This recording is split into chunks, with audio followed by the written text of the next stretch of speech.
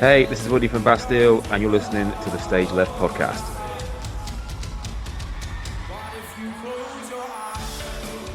Hi everyone, this is Chris from the StageLeft podcast. Welcome to our first ever live episode. We've been doing this for 8 years, and this is a pivotal moment. This is the first time we've done an episode in front of a live audience of BIMM students, and it was great. We have John, Polly and Gabi, who are 3 members of the touring band of the 1975, and we want to do more of this stuff going forward. So if you are a venue or someone who puts on live events and you would like us to do similar where you are, please do get in touch. Chris@thestageleftpodcast.com. We hope you enjoy this episode. It's a special one.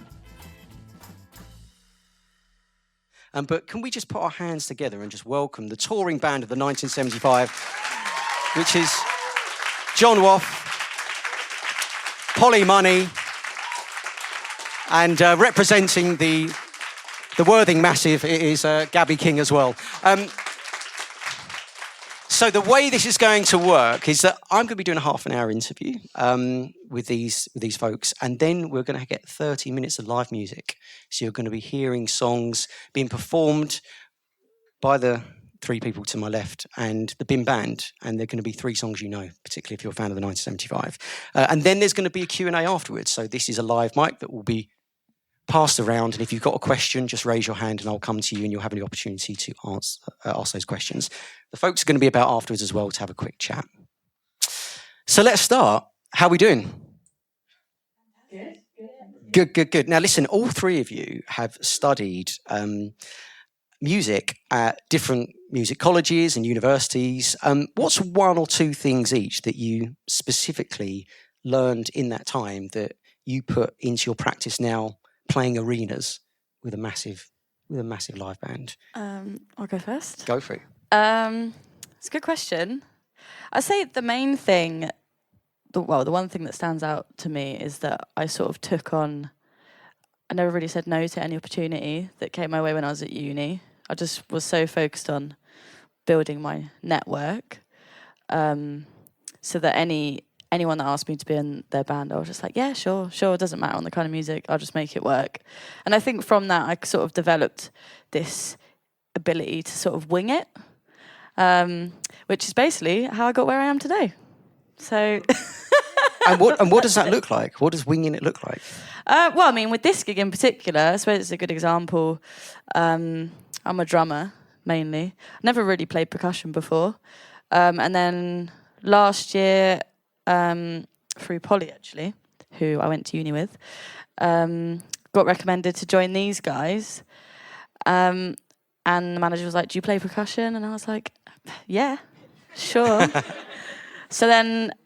And then they sent the rig down, and I just spent 6 days locked in a room learning how to do it, and then flew to Mexico and played it. So it was pretty nerve-wracking, but it just sort of, I think trusting in your ability was the main thing that I sort of picked up from uni, really. Just sort of when someone says, oh, can you do this? Just say yeah, even if you can't, and then just learn to do it, like, basically. It's kind of a backwards way of giving advice, but it's worked a lot for me. And that has worked. Polly, what about you? Yeah, I think for me, I kind of learned how to play with people and to write with people because I was on songwriting, which I think is different to you. We kind of became mates after uni, but we're sort of parallel in uni. But yeah, so kind of working with people, and similar to Gabi, just never saying no. Did so many gigs, really bad, really good gigs, and just everything in between. But yeah, it kind of helped in terms of like actually playing live, was playing with people, finding like friends to kind of come together with. Yeah, that's sort of what I learned mostly. Nice. John? Very similar to Gabi and Polly, because I did a jazz degree at Leeds College of Music, and a lot of my peers and my closer friends were particularly talented at jazz improvisation, and despite the fact that I was studying a degree in it, it wasn't necessarily entirely my thing. I knew that I wanted to be a pop session player or play soul and funk music. And so probably the biggest breakthrough that I've ever had would be recognizing that that's who I wanted to be first and foremost, but then finding like-minded people to work on that with, because that shapes your creative identity. And that's probably the most valuable thing that you could have as a young musician, is something that other people recognize in you.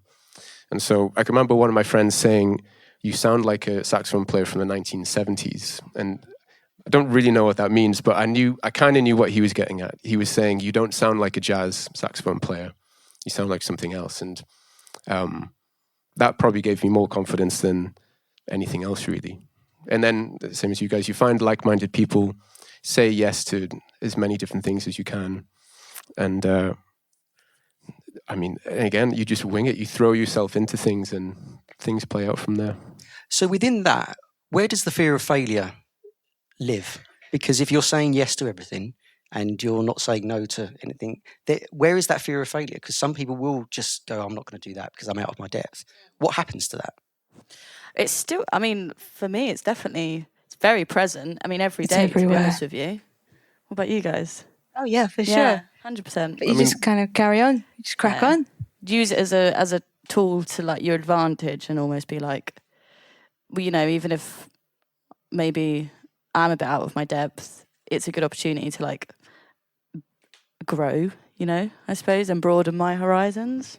It gets easier as well. So that if you're a bit out of your depth and you're out of your comfort zone, you become more resilient to that the more you do it. But I suppose as well, it depends who you listen to as well. If you're looking for constructive feedback, you can get feedback from people who you think it should be valuable. I mean, an experience that I had, my saxophone teacher in my second year of music college said that in his eyes, I wasn't a sax player.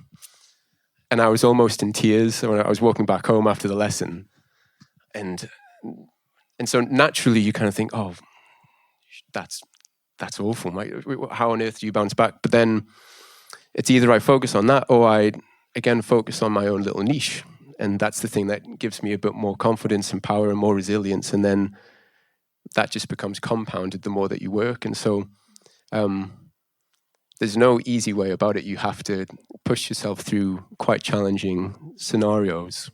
It's good to have failures as well, you know, because we've all done the worst gigs and the best gigs and everything. So it's good to have the days where you're like, "Is this going to happen, or can I, do another?" I think it's important to have that as well as the good stuff, because we've been doing it for a wee while, haven't we? Yeah. It's good character building, to be honest. Develops you into the musician that you want to become, you know. What's the classic saying that the greatest growth development is on the edge of your comfort zone? So Preach. that's exactly what you're doing by saying yes to everything. That's great. You told me earlier, so the European tour starts on Thursday, I think, in Glasgow. UK, yeah. UK, then Europe. And then Europe, okay, and then it goes into Europe.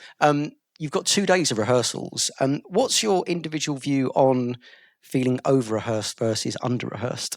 At what point do you feel comfortable enough? Do you have to hammer through those songs over and over again? Or when do you feel comfortable between being over-rehearsed and under-rehearsed? We'll go to Polly first. I think as a band, we quite like having a bit of fear in terms of, being rehearsed, but then also letting the live scenario kind of play out a little bit. And it's sort of led to some really good moments, And I think you kind of learn how to be a band together by maybe not having loads and loads of rehearsals. I mean, we obviously rehearse, and we have done, but, we weren't kind of in rehearsals for that long before the first US tour in 2022. And that was, so I think the 4th gig on that first US tour of this campaign, so just roughly 18 months ago, it was at Madison Square Garden, and it was streamed live on Amazon Prime. And so we'd only had a chance to play that set 3 or 4 times. And so usually by that stage, you would feel more comfortable because you've found your feet, you've reassured yourself that you can do the things that you're supposed to do live. You've had all of the rehearsals, the validation from tens of thousands of fans, and it feels great. But then the second you've got 20 cameras roaming around the stage and cameramen right next to you, like 2 or 3 feet away from you, knowing that Amazon Prime is on the other side of that with however many thousands of people, to find the headspace to cope with that, I'm feeling nervous just thinking about it now. And admittedly, all of us were terrified. I can't really think of any person who wouldn't be. And so I don't know. Honestly, I don't know. I don't know how to deal with it very well, other than doing that kind of thing more frequently, and somehow you find your confidence. But I think it's just trusting in your ability, really. Like, because sometimes you don't get to rehearse as much as you'd like to, and you just sort of have to get yourself to a point where you like, okay, I can do the start, I can do the end, I can kind of get through the middle. Like, you just get to I'm not really making myself sound very like, I'm just like, yeah, just, make it up. This might be a difficult question, but on top of that, I once interviewed a guy called Mike Smith, who's the musical director for all of Damon Albarn's projects, and he said he was in an interesting situation once where he was in a band called The Good, the Bad and the Queen, where Damon Albarn wanted to practice the songs over and over as a band, and then Tony Allen, who some will know, one of the greatest drummers of all time, sat there and was like, I know my parts. Why do I have to spend all this time learning these songs? And I think we've probably all been in bands like that. How do you navigate a situation like that successfully?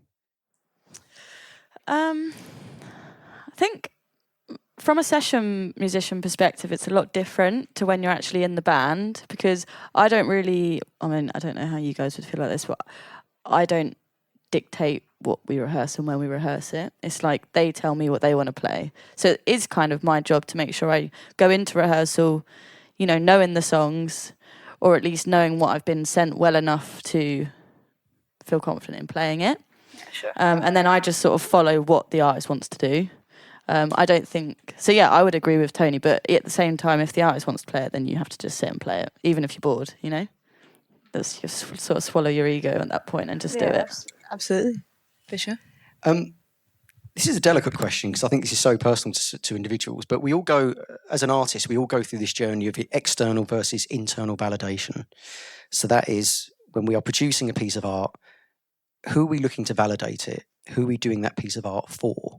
And some of us do it for external validation. So it might be people in a room. It could be people we want to hear and appreciate your music.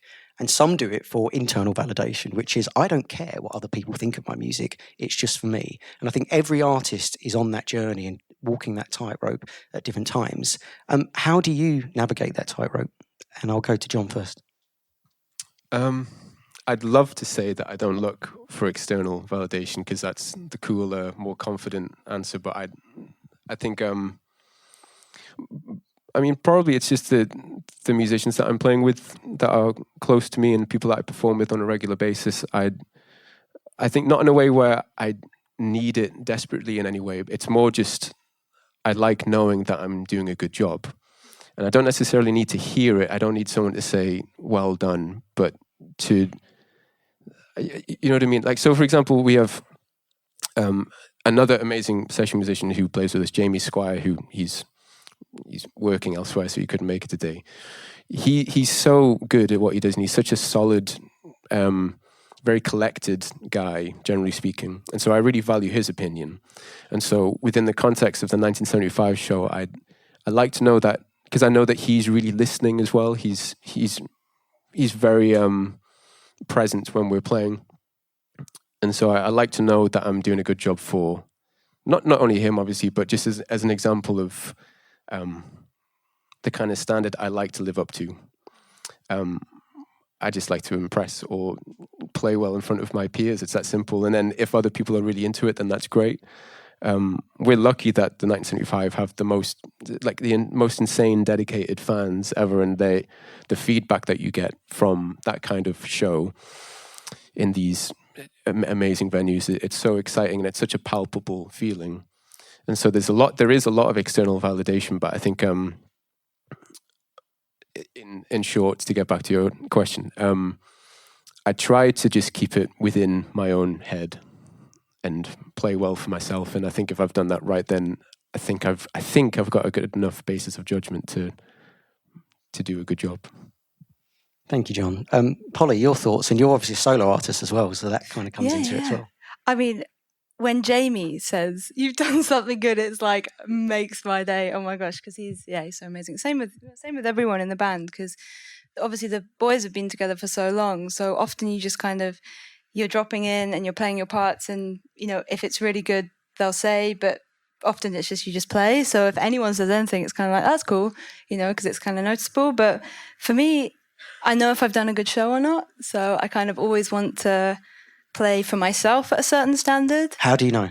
How do I know? Yeah. What's the metric? I don't know. It's just a feeling, because I don't really mind if I make mistakes. It's just how I've played and how I've sung.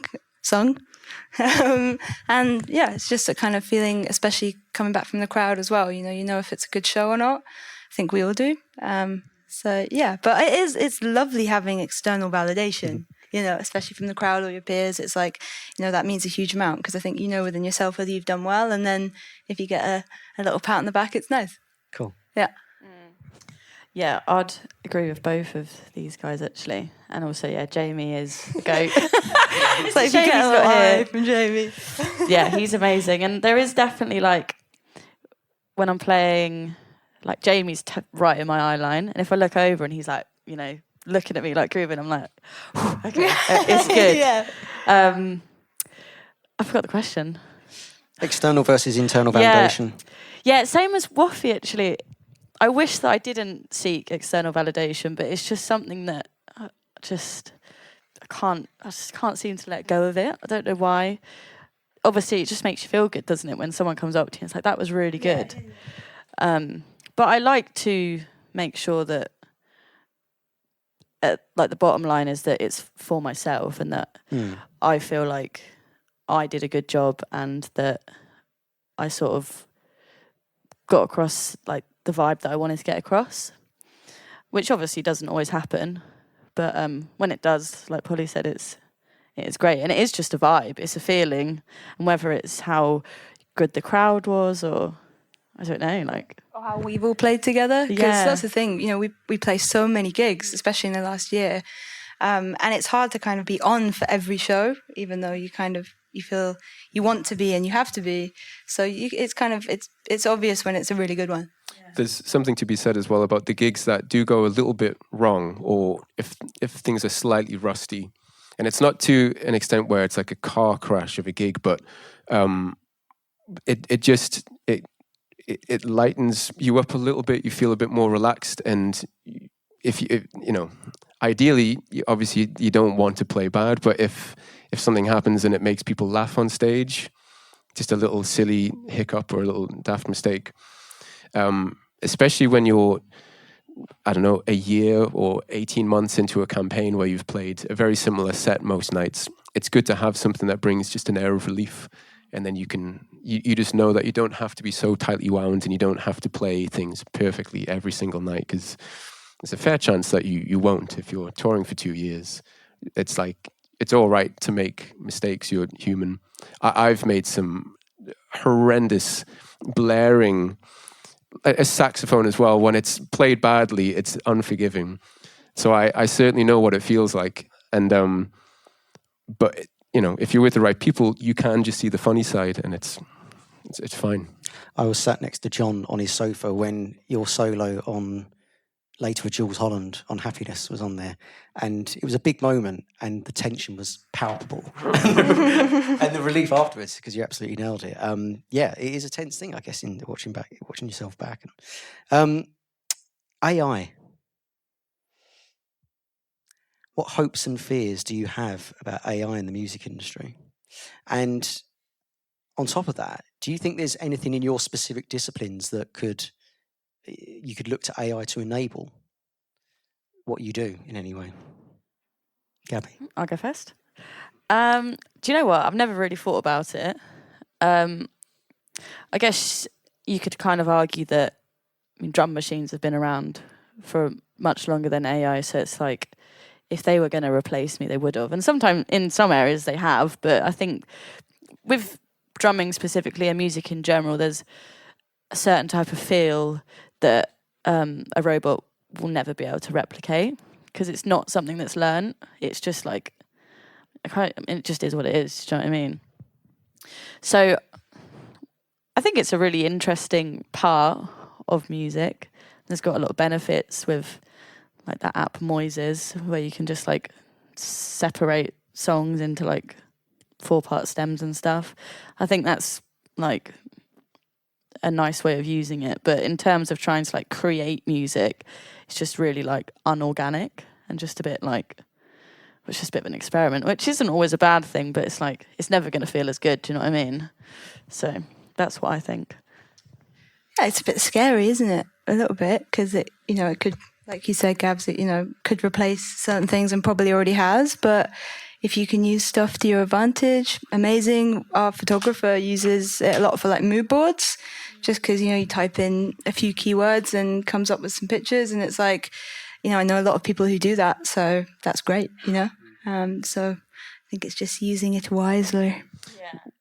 Yeah, I think it's like if it's in the right hands, there may be a good use for it, but then you could argue though then it isn't music anymore, because even if you're making electronic music, if you're using any aspect of technology, if you're a front of house engineer, studio engineer, monitor engineer, if you make guitar pedals for a living, whatever it is, you're using technology, but there's a human touch that makes that technology brilliant.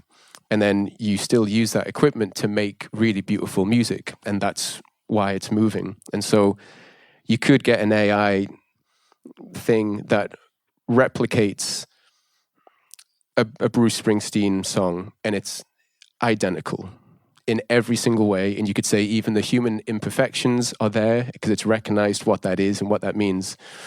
But it isn't the same because there was no life experience before the AI created the thing. It's not human.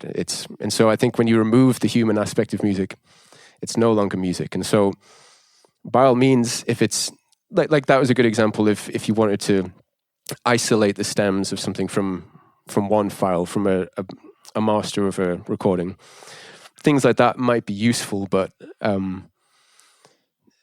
don't know how we're doing for time. But last week I was in a writing session, and I won't name names, but there was a producer who is in his field very, very successful. He has platinum discs on his wall. He's someone that a lot of people go to make music with. But every aspect of what he was putting together was written elsewhere. Someone else had done the groundwork, and he was just dragging in a file to put it all in. And I just felt the life and soul in the room being sucked out, and it was such a weird void feeling. There was nothing creative about it. And it's not to say that sampling is a bad thing, because if you listen to hip hop, it's a core element of what that music is. But then that's paired with someone who may have grown up in the Bronx, who lost their parents, and they discovered that they could write about how they're feeling. And then so that's art in its purest form. And so it's all about how it's handled, I think, and how it's used. But you can probably tell I don't like it. and it's not because I don't think I'm going to lose my work or lose my job, because I've got too much faith in what I'm doing that, not that I think I'm good or better than anyone else, but I know that an AI can't do anything better on that than I can. And that's not coming from a place of arrogance. It's just, I'm a person. And so. And you're very good. But no, I don't like it. Yeah, thank you. It was Vince Gilligan, the writer of Breaking Bad, who said, AI is fine, except it's just a giant plagiarism machine, which is basically what you're saying, yeah. 2 questions before we move on to the music. Actually, people will be pleased to know, actually, if you're a BIMM London student, I'm about to do a lot of training for staff in mental health first aid. BIMM have just said that 32 staff, 12 at BIMM London are going to be mental health first aiders, and that's an important topic in the world, but also in the music industry. So a question for all 3 of you, and I'll start with you, Polly, is what do you think are any of the issues that are unique around mental health that are more exposed in the music industry compared to different industries that you might have been in? That's a really good question. Touring specifically, or?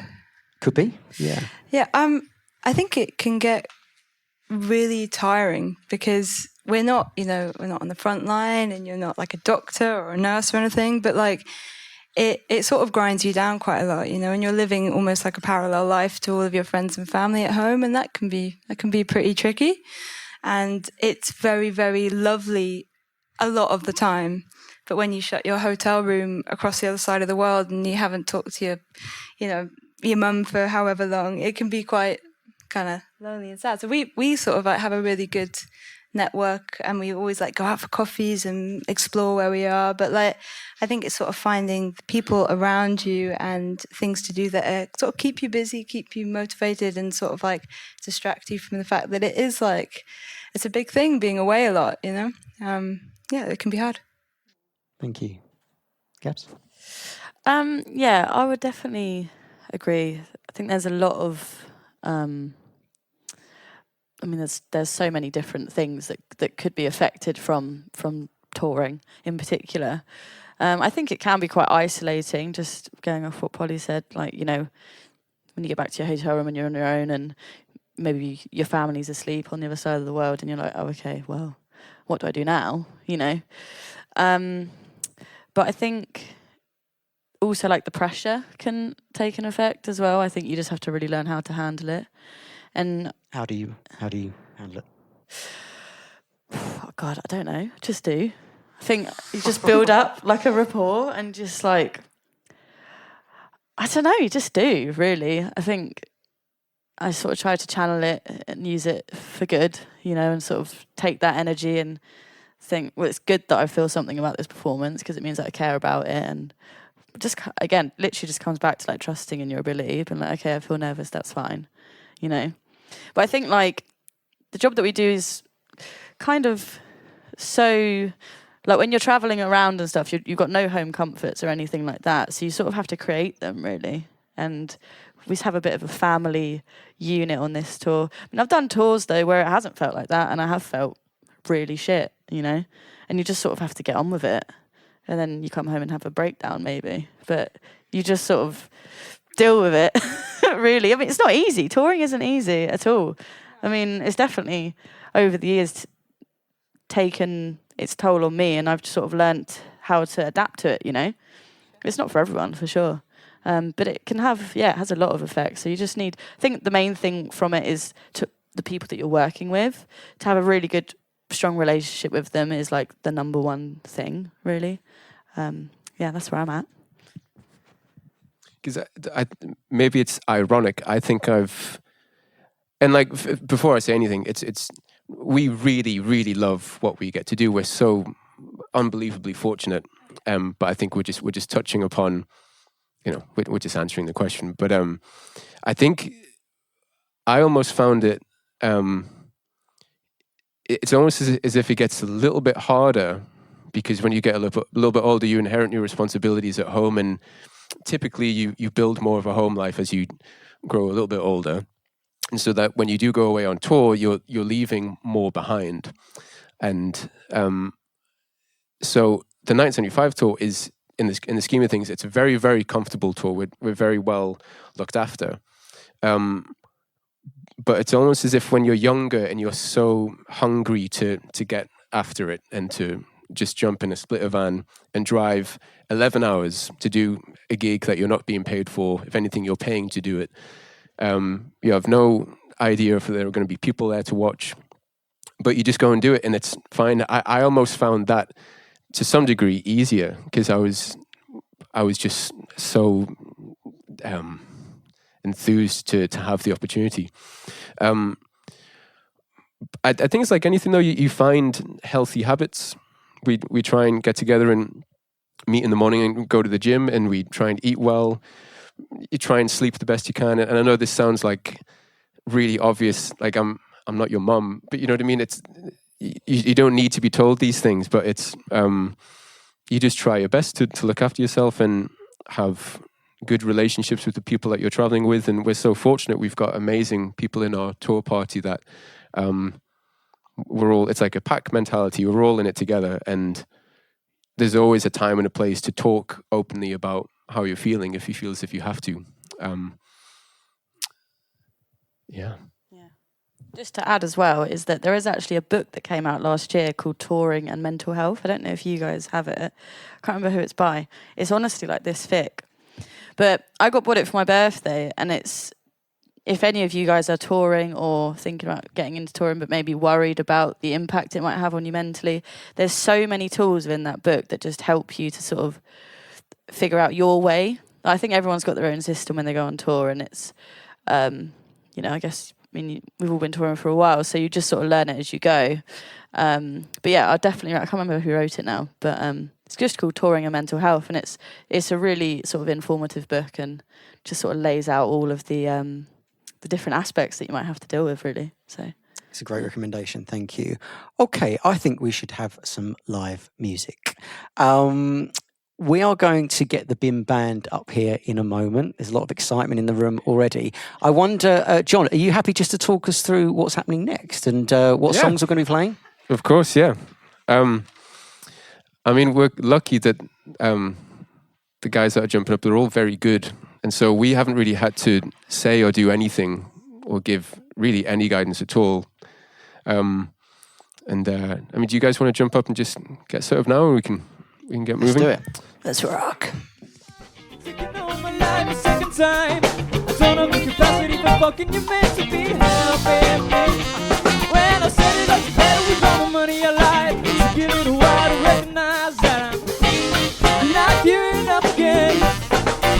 I'm not giving it up. Okay, that was very special, wasn't it? 1, 2. Thank you to the BIMM band. Can we hear it for the BIMM band, by the way? That was...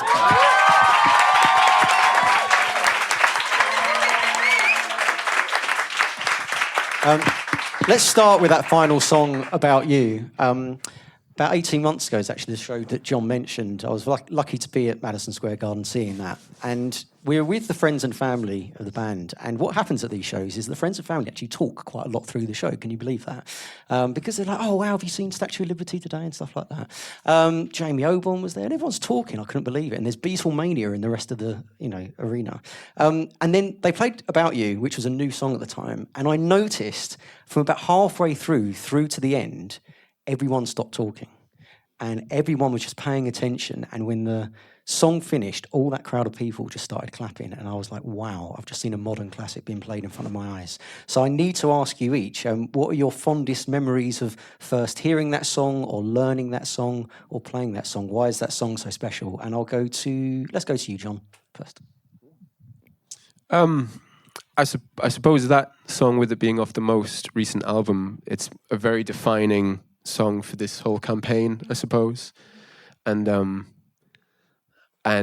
it funny enough, it reminds me of New York because of that particular night. It was such a highlight of all of our careers, and we had so many of our friends and family there, and we had Chris there, and it was really special. And so when I think, and I'm not just saying it because of how specific the question was, the song really does remind me of New York and that particular time in the campaign where it was at the very beginning of this 18-month tour stretch that we all knew it was going to take us around the world, playing these really exciting venues and festivals, and so it's a particularly poignant song, and I think it's paired with the fact that it's like melancholic, so it's kind of like the sweet spot between happy and sad, like a sad hope or something. When music sounds like that, it tends to feel all the more moving, and I think it's nice that it kind of we get a nice little feature, I think, as well, particularly Polly, and it just feels like it's obviously it's entirely the 1975 song, but collectively on tour it feels like it's really expressing everything that we've been able to achieve collectively. It's lovely. Beautiful song. And Polly, you have quite a role in that. That's your bit, isn't it, in the show? That really, when you come to the centre stage, I know it's only for a few lines, but that's a special part. Yeah, it really is a special part, and it's become kind of even more special as the tour's gone on, So yeah, because when I first heard the album, just before we started like rehearsals, it was always kind of an album track. I don't think it was necessarily meant to be as big as it was. And then Carly, who sang the second verse, I think it was like kind of viral, that second verse. And so it kind of has a bit of a spotlight on it, which is absolutely terrifying when you're suddenly like the session musician, you come forward to do a solo, kind of, similar to you, because you got a lot of that, Tell me about it. So yeah, it's amazing, and that's the other thing as well, is because I came on this to be a session player, so to have like a little moment is really nice, especially when you're playing the same set every night. It's like I'm an artist, in my true form, so it's nice to have that moment, and it is very special, especially when you've got literally 20,000 people singing it back at you, because you can barely hear the kind of the verse being sung on stage. It's all the audience, which is really, really kind of moving. To hear the crowd sing your part back to you like that Yeah. must be pretty moving. Yeah, it is. And then when you get, because Carly comes on sort of for the big shows, and then everyone just like erupts, and then you got like Carly and Han who are married, and you got them. They're married. Breaking news. And you got them at the front, and it's just it actually makes me feel a bit emotional. It's really cool. It's a song that cuts deep. Is it a song you particularly like in the set? Is it one of your favourites? Or? It is, for sure. I think I have a different sort of connection to it because these guys started the campaign before I was actually in the band. I joined February last year ago. Happy anniversary, guys. Should celebrate. And that was the first song I played with them. I went to the Jonathan Ross show, and that's where I first met everyone, and we played that song on the show. So yeah, I didn't really hear it before, but I thought it was a really nice song. And yeah, there's definitely an energy when we play it live. I mean, I've got the easiest job in the world in that song, so I'm just watching everyone else, vibing out, and I'm just headbanging with a shaker, and it's great fun. It's really it is a definitely special moment, and I feel like Matty just really gets into it, and I think the crowd, he just like has them all in the palm of his hand, and it's just really beautiful to watch. And the song itself is just amazing anyway. It's very emotive, like John was saying. It's quite melancholic, which it's a nice vibe for sure. Yeah, it's definitely a modern classic. The other two songs you played, if you're too shy, let me know. And We just call it UGH. It's easier. you do call it UGH, right? Okay, right, interesting. I just made a fool of myself there. Okay, so what's some of the parts of those songs that either stretch you the most or kind of really kind of get in tune with what you want to do? Because they're quite funky songs, both of them. Gabi, I'll start with you. I think for me, because my role in this band came as quite a new thing in itself, as well as new songs, I was sort of learning both at the same time. UGH in particular, the one thing that sort of, I suppose, challenged me was the sort of limb independence of like doing the sort of accented eighth notes with the shaker and then the sort of syncopated block patterns. It's quite something to get your head around when I'm so used to just sort of laying it down with the backbeat and stuff. But my role now is to sort of play around that.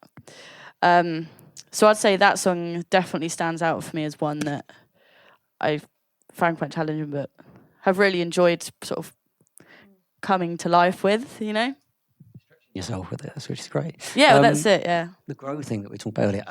Polly. Yeah, I think especially coming into this band, things like UGH wasn't really my style of playing guitar. So that kind of like really challenged me, to be honest. All that kind of like super picky, super sort of palm muted stuff was never my sort of thing. So I've definitely sort of hopefully got better at that, and it's really challenged me. And then with Too Shy, it's one of my favorite 75 tunes. So it's like, and I've got a really easy role in it. So it's just so much fun, And so there's a lot of singing, and it's more about kind of the vibe with that one, because I just don't have anything too complicated. So I just kind of get into it. But It is big vibe, that song. it is a sure, big isn't it? vibe, isn't it? Yeah, is. it's just it's so good, and Can't help. And then when John comes out with his sax solo, it's great. I mean, the Yeah. whole So good. audience goes wild when you play that solo. What must that be like? Can you hear the crowd when you're... Yeah. I mean, it's great. Pretty good. Oh yeah. And but it's but it's as you'd expect. It's such a big moment in the song. It's a big moment in the set, and like I must be one of the luckiest saxophone players in the world, because there just aren't that many pop gigs where there are like 7 or 8 massive saxophone solos in the set. It's insane. Apart from maybe John Davis with Sam Fender. So maybe I'm one of 2. And you played on the record of one of his biggest hits. I had the pleasure of, I played on Sam's debut album on Hypersonic Missiles and one of the other album tracks. And John played, and it's absolutely John's gig entirely, and he's on the more recent album and work that they've done together. But I think with the material live, it's none of it's really challenging. It's all very simple, straightforward parts, but there's still an art to playing simple parts well. So it can sound really bad if it's in the wrong hands. And so,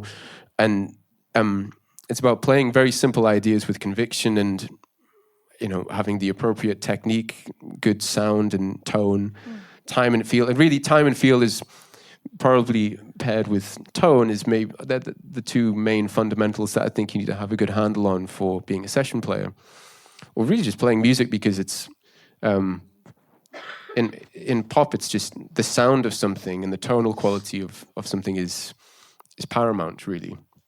Because my tone on saxophone it's particularly bright.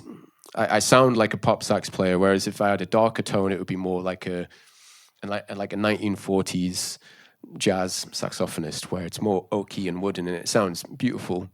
I've forgotten your question, but I think what was your question? What's it like having people scream at your solos? No, it's good. No, I mean, I want to thank you. I want to bring it out to the crowd. I'm really conscious of time, because I said you were going to get an opportunity to ask questions we haven't had a chance to. So does anyone have a question who'd like to raise their hand? There's a couple at the back. There's a few here. Thank you so much. Hi. You've mentioned that it's important to keep a healthy relationship with your bandmates. How do you do that when you're always with them and kind of forced to be with them and you're your own different people? Yeah. Gonna go? Yeah, I think we're really lucky because, like as Gabi said, you've had tours where it hasn't always been great and you don't always get on with people, and that happens a lot. I've actually been quite lucky with the tours I've been on, and especially this one. So it kind of is easy. But I think if you don't get on with some people, it is just finding the people you do and getting close to them and making sure if you want to go out and do stuff, I think it's good to do that rather than kind of, it's very easy to shut yourself away, and that does happen. And it's nerve-wracking going into a rehearsal with 10 people you don't know. It is really, really scary, but it's kind of putting yourself out there because everyone wants you to succeed, especially in this crew. It's like, when I joined, I was new to a whole crew of people and everyone was so lovely, and the same thing when Gabi joined, it's like everyone really wants you there, and that makes a difference. Yeah. I suppose just giving other people space as well. If you're on a tour bus, you're living in one another's pockets, and it's very much a shared space. And so, I mean, something that's helped me across the board, be it in studio work or touring or anything at all, is that I'm a quiet person, and I feel confident when it comes to playing music and talking about music and all the rest of it. I could sit here for weeks and it would be fine. But I mean, generally speaking, I'm shy and I'm quiet, and that has been an asset to me as a musician. Because if I was cocky and I was arrogant, I probably wouldn't have got the call for the tour. I certainly wouldn't have kept the gig. And so there's a fine line between arrogance and confidence, and I think being quietly confident is one of the best things that you can be. It's probably one of the best character traits you could have as a musician. And then when you get on stage, by all means, do your thing, and it's great. But that you spend a lot of time not playing music when you're a musician. You're just in a van, or you're in an airport or a dressing room, and it all looks very similar. And so it's okay just to sit quietly and not say a word for a few hours. And 100%. Yeah, I agree with both of these.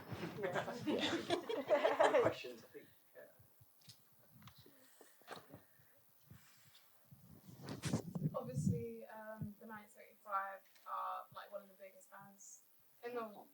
I have no idea. I'm not even a musician, so I'm in business, so I don't know how these things work. How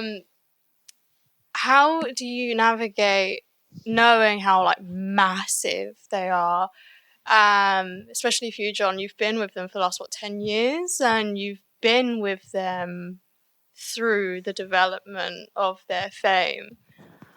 But for all three of you, like in general, like how do you feel like pressure? Like how much pressure? How does it affect you mentally? Like, and just how massive everything is. Like, what impact does it have on you? Well, I still see them as just 4 people, and I find it quite easy to ignore the fame aspect of it all. I can recognize the spectacle of what has happened with the band, and I understand why it's so exciting and everything. But then we get quite a unique insight to just how they are as people, and believe it or not, they're all pretty normal, straightforward guys. They want and need the same things that we want and need, and then something that helps me. Not that, I don't think I've ever had to deal with the pressure of their fame because I can detach myself from it. But also, it's none of that is about me in the slightest. I don't feel. It's not that I don't feel affiliated with a famous band, because of course I do, but I don't have a strong connection to that side of it all. I'm not particularly interested in it. So yeah, I don't know. I've just, because I spend more time with them just hanging out with them in a room, playing like FIFA loads and going out for coffee and having dinner, and it's no. They're people, and so I understand why not everyone would see that aspect of them or believe that they have that side to their personality, but they really do. And I've never felt the pressure from it though. Yeah, I feel like, there's obviously a level of pressure that comes just from a playing perspective when you're playing on a bigger stage with a bigger band and more people are watching. But I think for me, the amount of pressure that you sort of feel is sort of the same whether you're playing, well, for me anyway, whether I'm playing to 10 people or 10,000, I definitely just feel the same amount because I just want to do well no matter what the circumstances. But in terms of the fame, it's, yeah, like John was saying, totally detached from it. That's obviously them and we see it and we watch it, but it's nothing to do with us, do you know what I mean? We're just in amongst it, but yeah, it's totally separate from us as people. So, yeah, I agree. Yeah, I agree. Safeties. Yeah, the pressure comes more from like, say, a big show where there's going to be like notable people there. Everyone from Radio 1 or loads of people from labels and stuff. Like that's kind of for me where it's like, oh, they're massive. There's Angelina Jolie's there. Wetting buckets. So it's more because you want to do a good job for the boys. So, and that's where we come in because that's our job is to be like the kind of the rock, isn't it? Yeah, exactly. So, it's a great question for Matty because he's the one who has. He's the guy to answer that question. That. I wish. Yeah. But we play a lot of Mario Kart, so I guess a lot of pressure goes into more pressure in that, really. Yeah, there is. Yeah. Amazing. Thank you. No worries. When you guys were first starting out, kind of being session musicians, what did you guys do to kind of get your name out there as being like, I'm someone that's worth hiring for this gig? I mean, I played loads of gigs. I was playing all the time. That was kind of my thing. And, being a session musician is like so much about who you are as a person as well as your playing ability. Because obviously you've got to be able to play well, but like you also need to be a team player. So I think if you're out and about and you're meeting people and you're sort of getting your name out there at like jam nights or open mic nights or gigs, whatever, and sort of like being a nice person, your name will travel around because it does, and then, for instance, with us, it's like, I didn't know Gabi that well, but I knew she had been touring. I knew she was great. And it looked like you had friends within your touring parties. So I was like, that seems like a great name to put forward, So, and it's worked out really well. But yeah, I was just out there doing it loads. Yeah, same thing. And when I first left music college, me and my friend, a trumpet player called Greg Nicholas, we were a two-piece horn section in about 6 bands in Leeds, between Leeds and Manchester, playing different styles of music, different circles of people, and none of it was like big time stuff by any means. We were playing in pubs and little club venues, very little money involved. We shared the driving and all the rest of it, and so those formative years they're so important, and something which we all have in common, especially because you guys are at a music college. It's simply inherent of being there that you have a network of musicians that you can now call upon, and there's a handful of people that I've worked with over the past 15 years since I left music college that I still work with. 2 people in particular that I work with almost on a weekly basis, and they're really, really dear friends of mine. But and we met when I was 18, and and that's such a lovely thing to have out of. Like I don't even think about my time at music college as me getting a qualification or it's, with all due respect, as a degree, it's not the most valuable.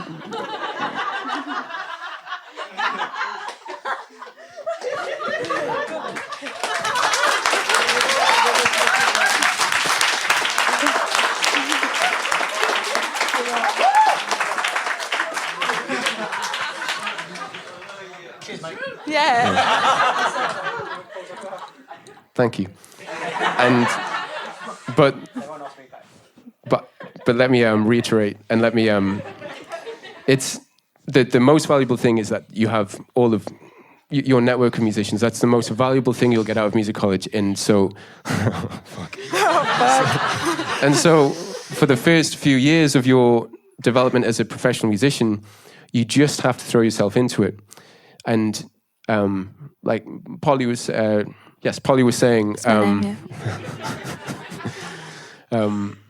it's very much a people thing, and that doesn't mean being really confident and being really talkative. There are some people that I'd went to music college with who really had the gift of the gab, but they didn't really do a great deal. They were just cocky, and they didn't know how to be in a room with people. They didn't know how to compromise, like you were saying, and so it just takes a lot of time. You have to invest in so much time for things to play out, a huge amount of patience. I was lucky that I got some really exciting opportunities quite early in my career, but then I think I did just about enough to be able to take those opportunities in my stride. Mm-hmm. And it's not always about how good you are. There are a ton of people who can play the saxophone far better than I can, but it's a multifaceted skill set that's required to be hired, and it takes time to figure that out. Sorry. Yeah, just to follow on, it's definitely about just. Don't know if I can follow that. Well, actually, I dropped out of music school, so. Yeah. So, also not the best lead, but that is what happened. But it's because I went to music school. To network. I went to meet other people that were, wanted to play music and that just wanted to sort of make a career off of it. And then I just happened to get an audition through the music school that I was at, and it worked out well, and I started touring, and so I just couldn't balance it. But before it got to that point, going back to what I said earlier about just sort of taking on every opportunity, I sort of ended up meeting a lot of the, I don't know if you have it now, but there used to be like a career service when I was at uni. And I ended up, because I was doing so many different, uni events and whatnot, I ended up meeting all these people. And it was actually them that ended up putting me forward for this audition that this guy just was doing auditions around all the London music schools. So it sort of worked out really well at the time. And it sort of just, from there, I started touring and I just met people as you go along, and sometimes it's a bit of a slow burner, but once you start meeting people, and like John was saying, and Polly actually, it's all about your vibe and coming across as, you want to be a nice person, you want to be easy to work with and able to compromise and things like that. And once people sort of start to understand that that's the sort of person that you are, and you're fun to be around, and you're nice to work with, and then your phone will start ringing. Basically, I mean, it might take a few years because people will need to, meet you a few times to sort of be like, yeah, actually, I remember that girl. She was really cool. Like, well, not that's what they said about me, but about someone else. Do you know what I mean? It's like, but that's sort of how it goes. It is just all about your vibe and just putting yourself out there, honestly. And I know it's easier said than done. I'm terrible at it. It's difficult. Well, yeah, I mean, I don't think I've ever gone out and consciously networked, ever.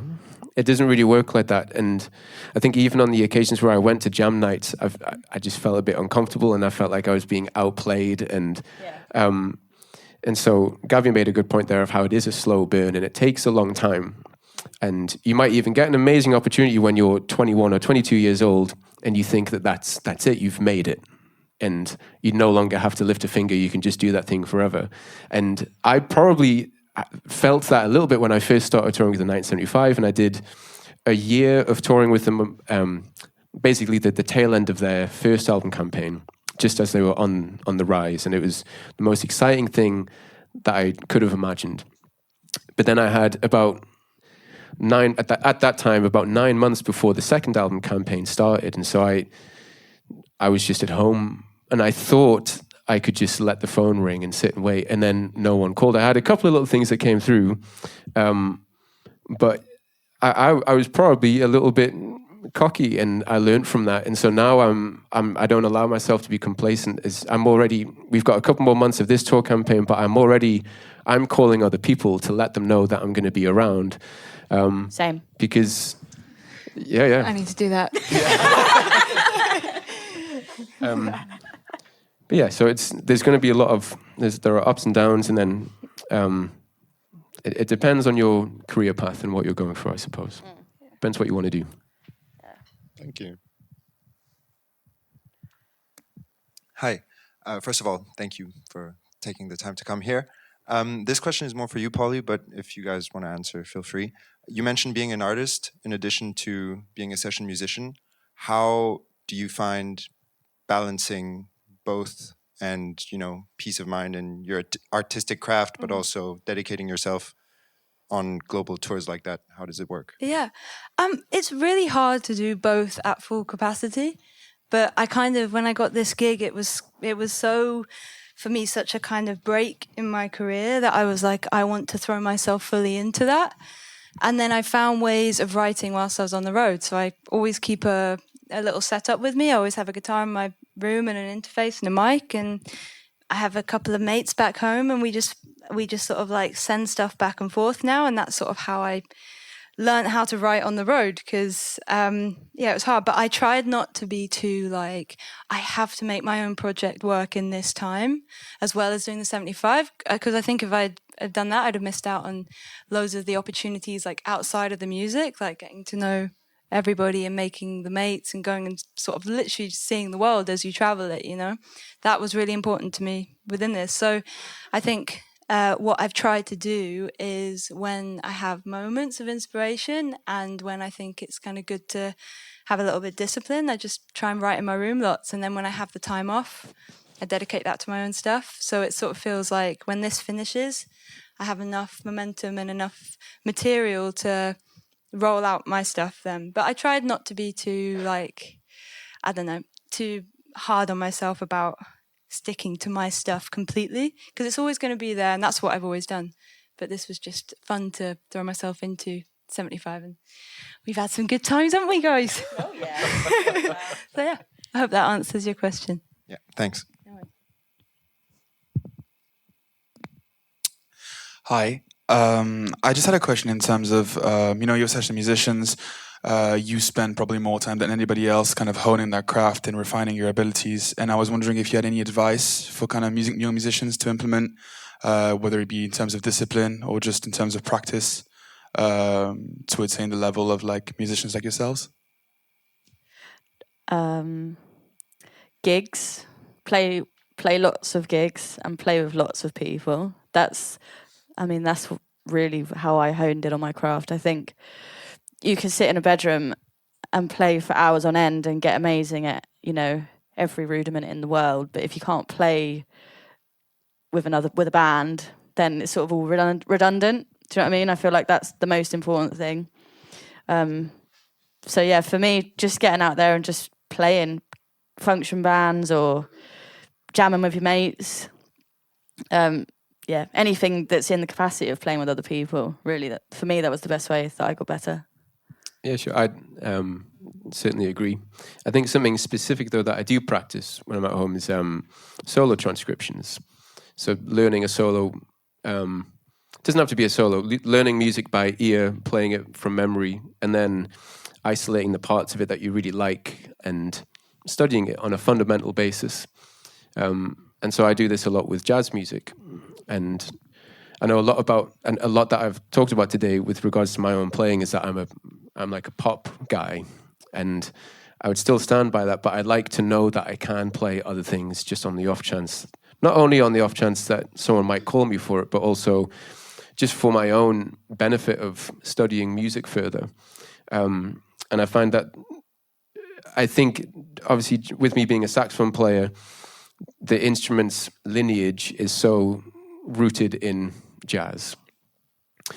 And even if I, in fact, you know what, a good example is this. I did a couple of sessions for Pliny, a guitarist who makes instrumental, like an amazing, really exciting guitarist, Australian guy, makes instrumental music, a similar kind of vein to, more of like a contemporary of Steve Vai, Joe Satriani, that kind of thing. And so the kind of things that's called upon me for his music is very different to the 975.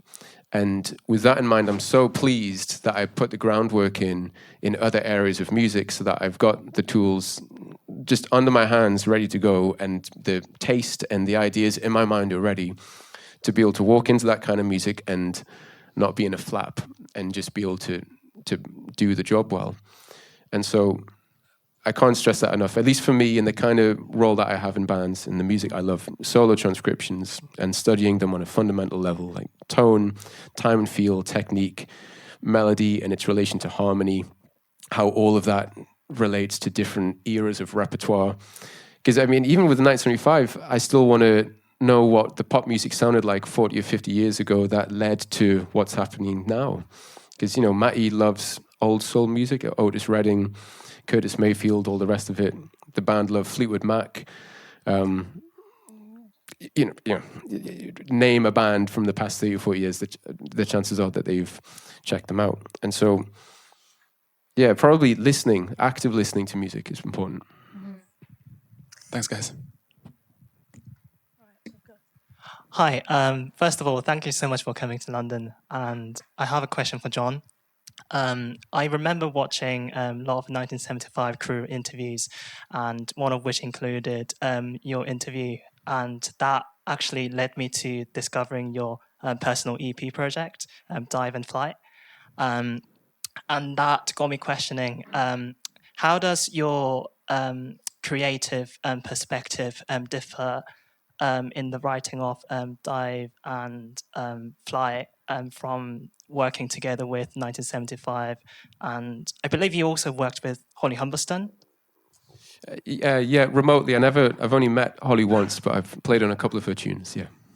Yeah, so I was wondering how your creative sort of perspective and differ from the mindset that you have when you're writing in a writing session with them. Yeah. Well,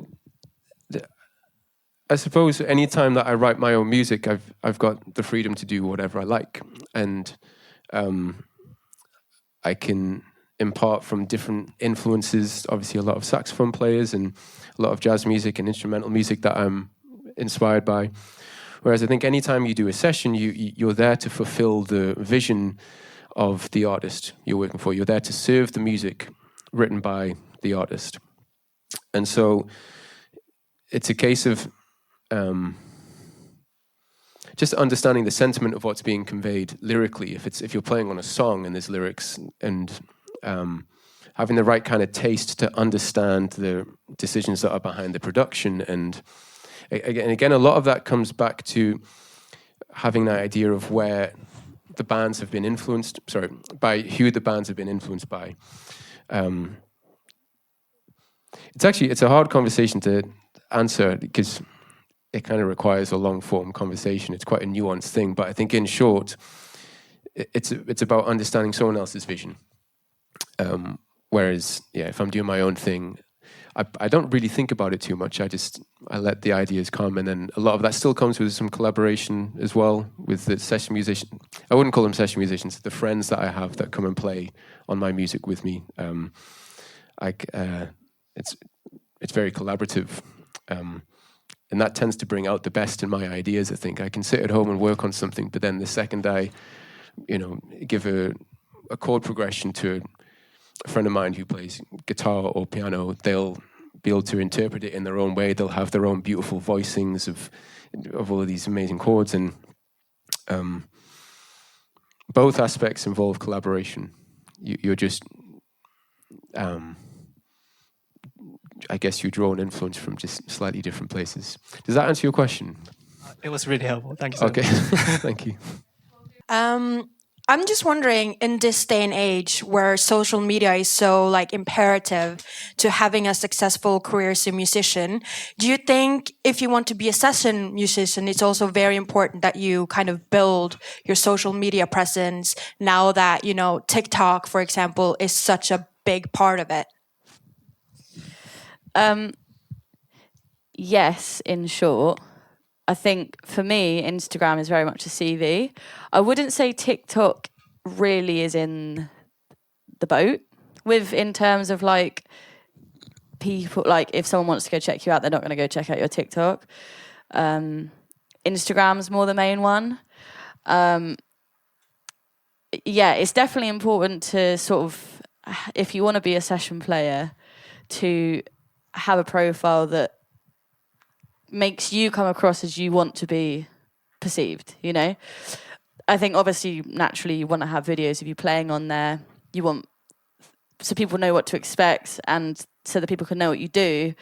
I think that's quite an important part. I've got a fair amount of gigs through Instagram. I think music CVs are still a bit of a thing, but not as most people just ask for Instagram now, for me anyway. For sure. I'd say focus on Instagram more than TikTok. TikTok's good, but it's way too diluted. It's good for a creative outlet. I use TikTok just to post random videos, but I don't ever send it to anyone when I want them to hire me. Yeah, Instagram. What about you? I just think it's really essential because if you're not there, then no one's going to see you, Yeah. So, but I think Instagram is the one. It's the one where you get the most messages and stuff about work, and it's kind of sort of legitimate, if that makes sense. Yeah, I mean, I do agree, but I don't necessarily depend on those platforms to find me work, and I don't have a TikTok. I barely touch Twitter. I don't really use Facebook. I have an Instagram, and it has proven to be useful for me reaching out to people or vice versa. And it does give a good indication of what you're about and what you can do. But as long as that the way in which you portray yourself online is a fair reflection of what you're doing, and I've only ever really used those platforms in a way to show people what I do for work, not necessarily as an insight to who I am. And there is more. It's just my mind's gone blank. It's just more about most of the really, really important and the most fulfilling opportunities have come about through personal interactions with people. I got the 1975 gig because I just happened to be friends with the band. I had some exciting opportunities in London because I went out to watch other people's gigs, and we would break the ice and have a conversation because we had mutual friends, and then something would come about from it. And so you can't completely depend on just having an Instagram or a TikTok and putting videos up every day. It's not really going to work for you entirely unless you do go out and meet people in person and you play loads of gigs, be it in a pub or an arena, whatever the tour is, it doesn't matter. You still have to put the work in, and the social media will only be a reflection on what you do. It's not going to completely represent you. And I wouldn't want it to be a reflection of what I do. I'd rather just say hello to someone and, not to sound like an old man, but... It's just a good idea to show people what you're up to as a musician. Yeah. Like if you have played a show or if you have done a studio session, posting about it on your Instagram is just a good way to let people know, like, I am a musician and I am out working, and if you want to hire me, then this is the sort of thing that I do. Do you know what I mean? But yeah, like John said, it's not the be all and end all. You have to go and make physical connections. That's the most important thing, really. You got to use social media like as a tool to aid you, but it's not like the sole thing, you know? Yeah. And that brings us full circle to my intro, which was essentially the reason we're all sat here in this room today. There's over 100 people in the room today. Was from an initial bit of networking that happened 8 years ago through a friend of a friend, and we know what happened after that. So before we wrap up, because these folks to my left are going to be about afterwards. If you want to say John's selling a copy of his book, it's great. And if you want to chat with either of them, you can do as well. But to the three of you, I'd like one word from you, because we've got 100 people in front of us who are the next generation of musicians. What's one word from you each of what you'd like them to bring to the music industry going forward in one word? Just bring yourself. Don't be anyone else. Sorry, you go, Joe. I haven't got one. My mind is blanked. Integrity. Passion. There No, you I go. mean it. That's I your mean Bible it. going forward. Thank you to Gabi King, to Polly Money, and to John Waugh. Thanks, everyone. And well done to the BIMM band as well. Great stuff. Thanks, everyone.